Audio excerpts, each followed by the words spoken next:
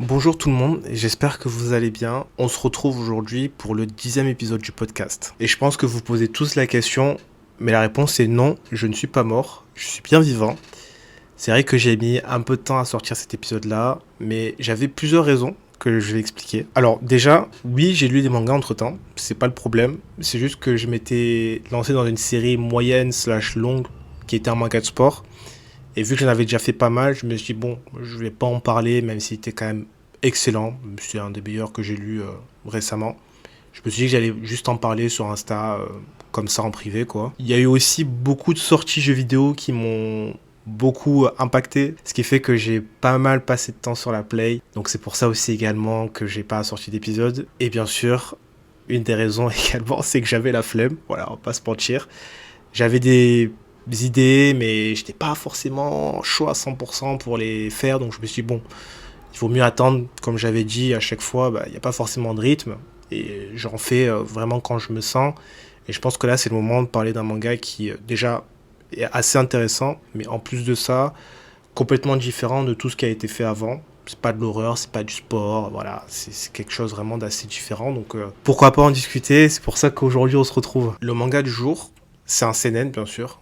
Maintenant vous me connaissez, hein. C'est un seinen qui va mêler politique et yakuza. Donc on pourrait se dire que c'est quand même deux mondes qui sont complètement différents, mais vous allez voir qu'il y a beaucoup de similitudes. Donc et je pense que c'est pour ça aussi que ça me plaît bien. Il y a beaucoup de choses qui me plaisent dans ce manga. D'autres un peu moins, c'est vrai, mais il y a beaucoup de choses, il y a plus de positifs que de négatifs, on va dire. Ça m'a été recommandé, et honnêtement, comme d'habitude, moi, quand on me recommande des trucs, le premier réflexe, évidemment, c'est de lire des synopsis, voir un petit peu plus ou moins de quoi ça parle, et là, je savais que ça allait vraiment me parler, pour le coup. Donc je me suis dit, allez, pourquoi pas, on va tenter, et effectivement, ça m'a parlé. Donc bon, il y a bien sûr des choses qui sont un peu moins bien, mais au global, j'en retiens que c'est un manga qui est très solide, et je vais vous expliquer aussi pourquoi un peu plus tard. Déjà que mes 10 auditeurs, et je vous en remercie d'ailleurs, attendent déjà depuis assez longtemps, je vais pas faire durer le suspense plus que ça. Aujourd'hui, on va parler de Sanctuary. Sanctuary qui est un manga écrit par Sho Fumimura et dessiné par Ryoshi Ikegami. C'est un manga qui est paru en 1990, donc il y a quasiment 30 ans maintenant. C'est fou de se dire que c'était il y a quasiment 30 ans. Mais bref, c'est autre chose ça. Concernant Sanctuary, on va suivre deux personnages, qui sont les personnages principaux bien sûr, Akira Hojo et Asami Chiaki. Hojo et Asami sont liés par un lien très fort depuis petit déjà, au vu de leurs expériences, parce que c'était des expatriés japonais qui vivaient du coup avec leur famille lorsqu'ils étaient petits au Cambodge. Et ce sont des rescapés des champs de la mort, qui sont en fait plusieurs sites de massacre où il y a eu plus d'1 million de victimes au Cambodge entre 1975 et 1979.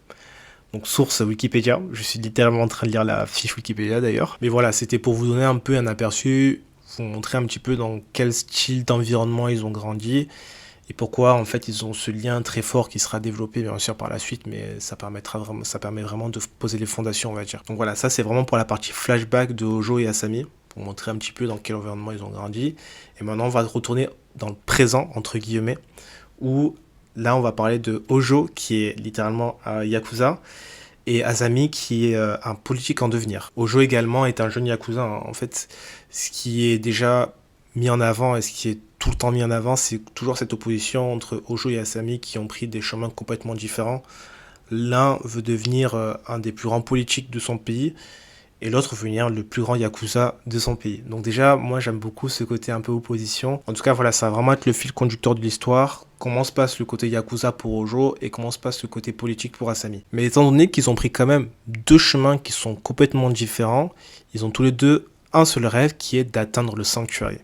Qu'est-ce que c'est le Sanctuary? C'est plutôt, on va dire, une révolution du Japon, d'un point de vue de la politique, mais aussi du système des Yakuza. Et vous voyez, encore une fois, je pense que vous avez compris, toujours ce côté opposition, quelqu'un qui veut grandir dans la lumière et l'autre qui veut grandir dans l'ombre. Voilà, vous avez compris, c'est cadeau, mais on va passer à autre chose maintenant. Au niveau de l'histoire à proprement parler, si j'avais déjà un premier mot à sortir, c'est costaud, costaud, costaud. C'est trois mots, mais c'est un seul même mot, vous avez compris. Pourquoi costaud? Parce que c'est une histoire qui est lourde. Honnêtement, pas lourde dans le sens nul, mais lourde en termes d'information. Que ce soit du côté de la politique, mais du côté des Yakuza également. C'est beaucoup de stratégie, il y a beaucoup de clans, beaucoup de partis. C'est toujours articulé autour de Hojo et Asami, il n'y a aucun souci sur ça, mais voilà. Il faut savoir qu'il faut rester très très concentré pendant la lecture parce que sinon on peut vite être largué. Ce qui est hyper intéressant sur ce manga, honnêtement, c'est que au-delà de deux mondes qui sont complètement différents, en fait, tu te poses souvent la question aussi, mais en fait, quel est le pire entre les politiques et les yakuza? Parce que il y a des moments où, franchement, les politiques, tu te dis, non, mais là, c'est vraiment abusé en termes de principe, en termes d'honneur et en termes de dignité même. C'est vraiment waouh, quoi. Et surtout que là, on est dans un Japon qui est très, très, très, très, très, très conservateur. Donc, franchement, même au niveau de la politique, bah, c'est quand même souvent des personnes qui sont assez vieilles, qui sont là depuis des années, qui ont fait voilà beaucoup de choses pour arriver jusque-là, qui tiennent énormément à leur place et qui veulent pas en fait se faire déstabiliser par des jeunes politiques, des jeunes politiciens qui arrivent et qui veulent bouleverser les codes. Ce qui est exactement le cas d'Asami, hein, qui est vraiment un jeune politique assez ambitieux qui a pour but vraiment de monter les échelons et d'arriver bah, du coup le plus haut possible pour pouvoir mettre en place sa révolution, son sanctuary. Du côté des Yakuza, on a un peu le même style. Je trouve que c'est quand même un peu moins marquant que les politiques, puisque moi j'ai vraiment l'impression que... Enfin, je sais pas que c'est quelque chose qui a été voulu par le mangaka ou je ne sais quoi, mais en fait, t'as l'impression que le pouvoir au niveau de la politique, bah, ça fait vraiment tourner la tête des personnes, quoi. Alors, c'est vrai que je devrais dire plutôt politicien et pas politique, mais voilà, quand je dis politique slash politicien, c'est pour parler vraiment de la politique publique au Japon, les instances, le parlement, etc. Et quand je parle des Yakuza, évidemment, bah, c'est pour parler des Yakuza, quoi. Même si on dit plutôt politicien et pas politique, mais pour être tout à fait transparent avec vous, j'ai un peu la flemme de refaire tout le podcast. Donc, quand je dis politique slash politicien, c'est pour parler du côté public. Et quand je parle Yakuza, c'est pour parler du côté mafia slash Yakuza. Voilà, vous avez compris. Mais juste pour faire ce petit disclaimer. Bref, pour en venir à ce que je disais, ce côté un petit peu pouvoir qui rend fou, je le retrouve, certes, oui, c'est vrai chez les Yakuza, mais il est quand même moins marqué parce que il y a des phrases qui ne trompent pas. Chez les politiciens, il y a des phrases qui sont quand même assez chocs au niveau du premier tome où tu te dis, mais waouh, tu tiens autant à ce poste-là au point de sortir ce genre de phrase. Enfin, je trouvais ça vraiment hallucinant, quoi. Mais en tout cas, voilà, chez les Yakuza aussi, c'est pareil. T'as des personnes qui sont à la tête de clan depuis très longtemps, qui veulent pas forcément changer les choses, qui veulent pas laisser leur place. Puis t'as Ojo qui, lui, bah voilà, veut aussi bousculer les codes des Yakuza, réussir à faire énormément de réformes dans le milieu pour arriver également à atteindre le Sanctuary. Mais pourquoi il fait ça en fait? Je pense qu'on est tous d'accord pour se dire que Ojo et Asami ont un passé assez lourd. Et ce passé assez lourd les a liés. Donc depuis petit, hein, depuis qu'ils sont venus au Japon, etc. Ils sont allés au lycée ensemble, etc. Donc il y a eu beaucoup, beaucoup de proximité entre les deux. Et pendant ces années-là, pendant ces années où ça a été très difficile pour eux, ils se sont fait une promesse, c'est de révolutionner le Japon, de changer l'état d'esprit des Japonais, de changer l'état d'esprit des Yakuza, de la politique, au niveau législatif, etc. C'est un projet qui est hyper ambitieux. Ça, pour le coup, c'est vrai que voilà, c'est très très ambitieux.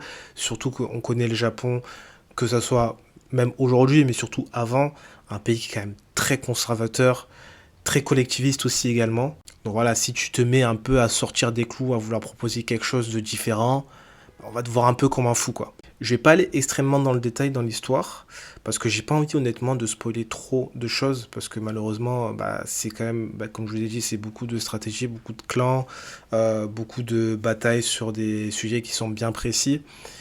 Et franchement, je pense que c'est mieux que vous découvriez ça par vous-même. Mais moi, en tout cas, ce qui m'a beaucoup plu, en premier, c'est le discours d'Ojo et comment il voit les Yakuza, quel plan il a pour eux.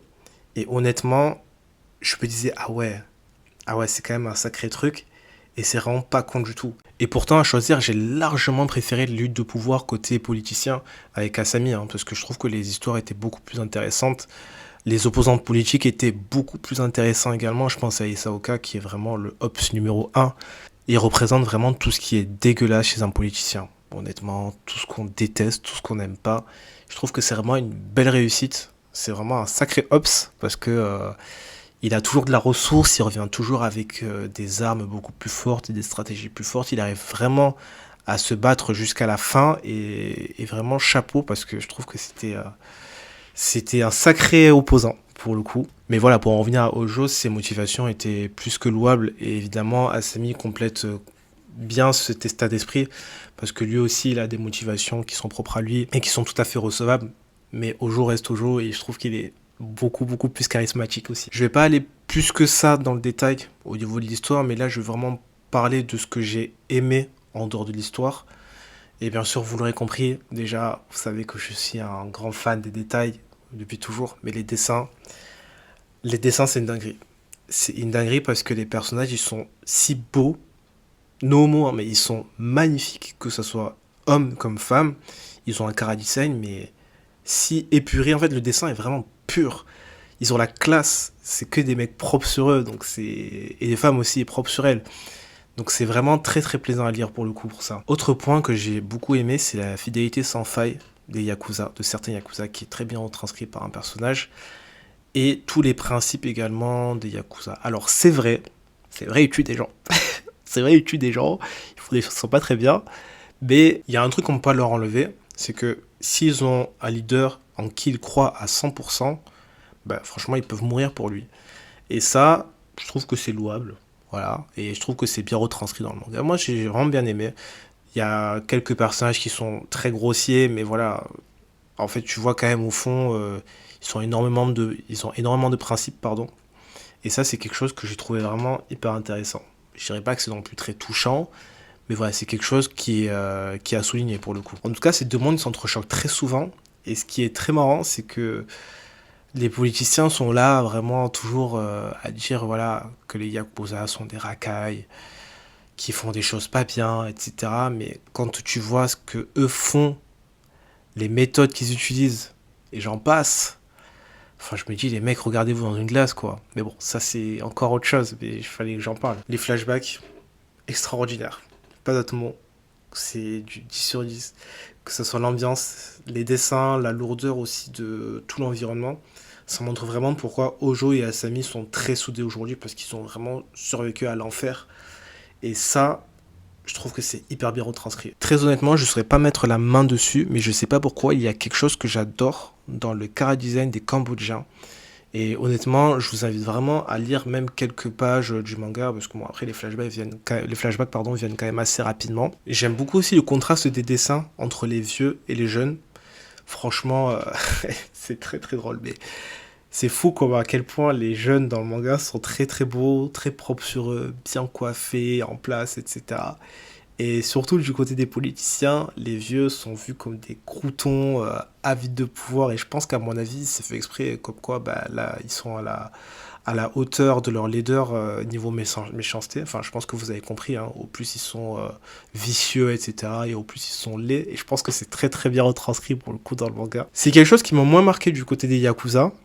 Beaucoup plus du côté des politiques. En tout cas, au global, j'adore ce côté révolutionnaire qu'ont ces jeunes politiciens plein d'ambition menés par le grand Asami. Honnêtement, waouh, j'adore parce qu'ils viennent vraiment pour casser les codes et puis tu vois que ça dérange toutes les personnes qui sont là depuis des années, qui ont vraiment cravaché pour arriver à ce poste-là et qui se disent non mais c'est impossible que ce petit de 20-25 ans vienne prendre ma place quoi.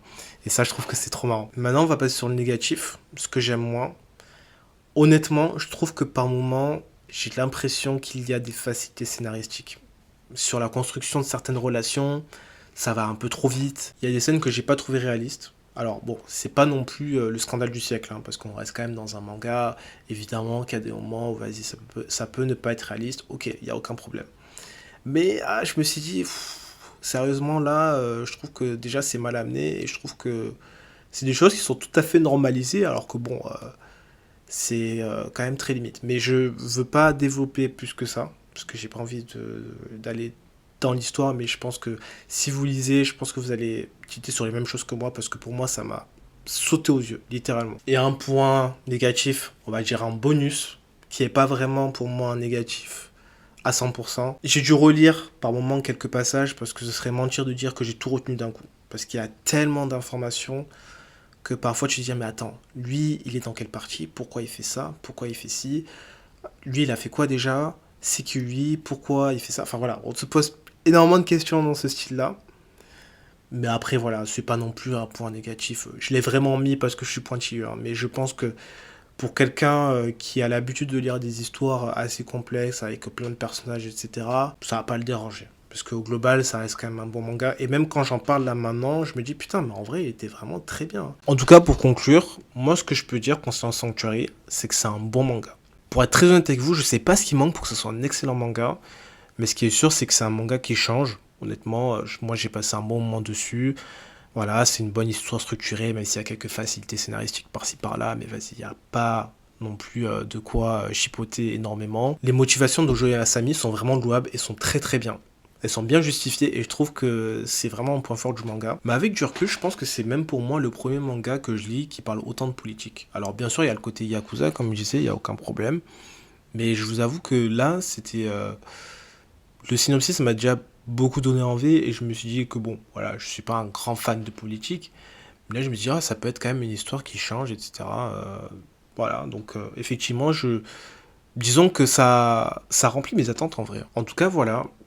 Franchement, c'est cool, hein. Ça fait très longtemps que j'avais pas fait une revue, ça fait plaisir. J'espère que ça vous a plu, honnêtement, j'espère que ça vous a donné envie de lire. Pour ma part, on arrive au 10e épisode.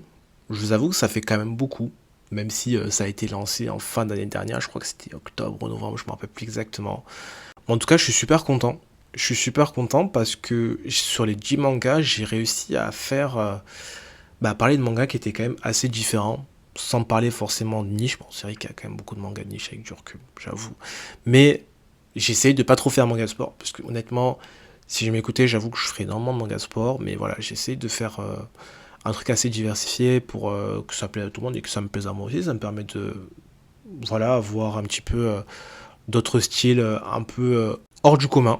Voilà, c'est bien, c'est sympa, ça permet de s'ouvrir un peu l'esprit. J'avais dit dans un des épisodes du podcast que j'allais faire un bilan au niveau de l'épisode 10. Donc maintenant on est à l'épisode 10, donc c'est le moment de faire le bilan. De savoir si j'allais continuer, etc. Alors honnêtement, je ne vais pas vous faire de suspense plus longtemps que ça. La réponse est oui, je vais continuer. L'autre question, ce sera, ok, mais à quel rythme? Parce que bon, comme j'avais dit, déjà de base, j'ai pas trop de rythme, mais j'essaie de sortir un épisode tous les mois. Mais le problème, c'est que parfois, il m'arrive de lire des trucs de merde. Oui, même à moi, ça arrive, c'est vrai. Voilà, ça m'arrive de lire des trucs de merde. Donc je me dis, ouais, vas-y, je vais pas vous présenter des trucs qui m'ont pas plu, je vais pas perdre mon temps à écrire, à enregistrer, à monter, etc. Des trucs qui m'intéressent pas et qui peut-être vont pas vous intéresser. Bon, peut-être pas, hein, c'est vrai, peut-être que ça peut vous intéresser, mais voilà, je me dis, je préfère, en toute honnêteté, vu que j'ai des bons goûts, vous présenter des trucs que j'ai aimés plutôt que des trucs que j'ai pas aimés. Voilà. J'avais aussi à un moment plusieurs idées de formats, de concepts un peu intéressants à faire. Mais je sais pas si je le ferai un jour. Peut-être sortir des fois des épisodes hors série, ça peut être intéressant. Mais voilà, globalement, c'est pas les idées qui manquent. Par contre, il manque un peu de temps. C'est vrai, pour être honnête, il manque un peu de temps. Il faut que j'arrive à me motiver aussi par moment. Mais ce qui est sûr, c'est que je vais continuer à faire des épisodes. Ça, c'est certain. Bon, en tout cas, j'espère que cet épisode vous a plu. Moi, pour être honnête, j'ai pris beaucoup de plaisir à enregistrer cet épisode. Ça faisait tellement longtemps que j'avais pas sorti que bon, là, cette fois-ci, fallait retrouver les automatismes, etc. Et là, me dire que je vais devoir retravailler cet épisode et puis faire quelques montages, tout ça, ben, j'ai un peu hâte. J'ai un peu hâte aussi, j'ai un peu hâte d'avoir les quelques retours que j'ai de temps en temps. Voir ce qui a plu, ce qui a pas plu, tout ça. Donc voilà, et puis j'espère que, encore une fois, je vais pas sortir un épisode dans 6 mois, quoi. Mais ça dépendra de ce que j'ai à lire. Mais bon, ça va. J'ai une liste assez sympa, long comme le bras d'ailleurs, de plein de recommandations de potes que j'ai trouvées sur Twitter, etc. Donc je pense que dans tout ça, il va y avoir forcément des trucs qui vont me toucher et que je vais partager avec vous. Mais en tout cas, voilà, prenez soin de vous et puis on se voit très vite pour le prochain épisode.